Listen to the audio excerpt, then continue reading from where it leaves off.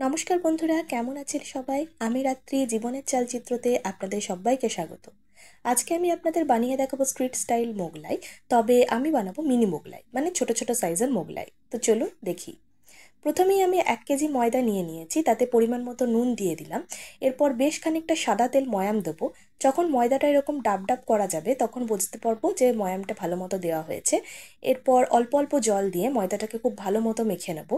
তারপর ভালো করে সাদা তেল মাখিয়ে এটা আধ ঘন্টা আমি চাপা দিয়ে রেখে দেবো। এরপর আমি মোগলাইয়ের সাথে যে আলুর তরকারিটা দেয় সেই আলুর তরকারিটা বানিয়ে দেখাবো।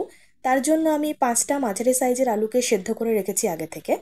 এরপর কড়াইয়ে সাদা তেল গরম করে দিয়ে দিলাম একটা মাঝারি সাইজের বেটে রাখা পেঁয়াজ। পেঁয়াজটা কিছুক্ষণ নাড়াচাড়া করে এতে দিয়ে দেবো আমি 2 চামচ আদা রসুন বাটা।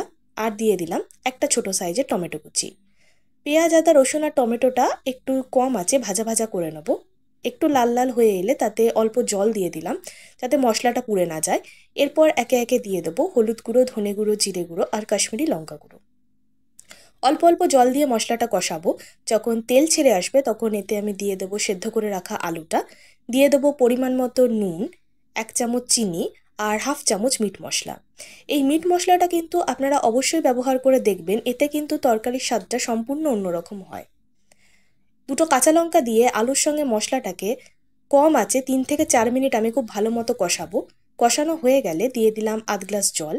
যেহেতু আলুটা সেদ্ধ করা ছিল তাই খুব বেশি সময় লাগবে না, আমি 10 মিনিটের জন্য ঢাকা দিয়ে দিলাম।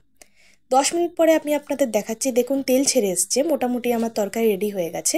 নামানোর আগে হাফ চামচ গরম মশলা গুঁড়ো আর সামান্য একটু ধনেপাতা কুচি ছড়িয়ে আমরা আলুর তরকারিটা নামিয়ে নেব। মোগলাইয়ের তরকারি আমাদের রেডি হয়ে গেল।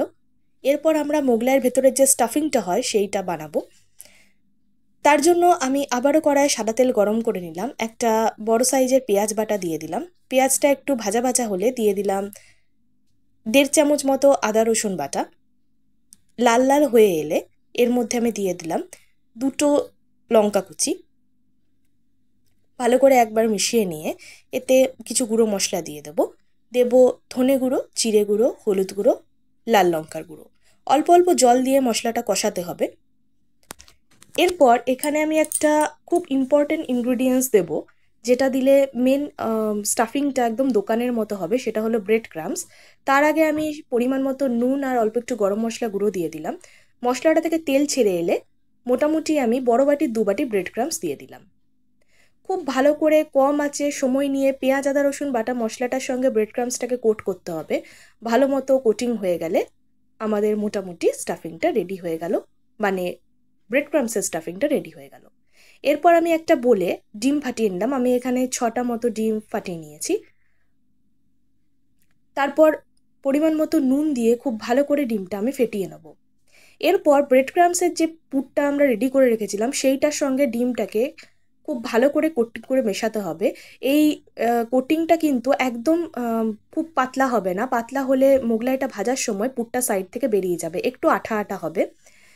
তার জন্য ডিমের পরিমাণটা একটু বুঝে শুনে নিতে হবে। আমার এখানে 6টা ডিমই যথেষ্ট ছিল, আপনারা নিজেদের পছন্দ অনুযায়ী কম বেশি করবেন। এরপর পেঁয়াজ কুচি, কাঁচা লঙ্কা কুচি আর ধনেপাতা কুচি দিয়ে খুব ভালো করে পুরের সঙ্গে সবটা ভালো করে মিশিয়ে নিলাম।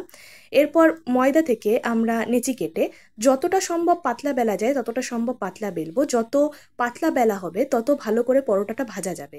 যদি মোটা বেলা হয় তাহলে কিন্তু ময়দাটা কাঁচা থেকে যাবে। পাতলা করে নেচি কেটে বেলে নেওয়ার পর আমি মাঝখানে যে পুরটা রেডি করে রেখেছিলাম সেখান থেকে 2 চামচ মতো পুর দিয়ে দেবো। তারপর মোগলাইয়ের 4টে সাইডকে ফোল্ড করে নেব।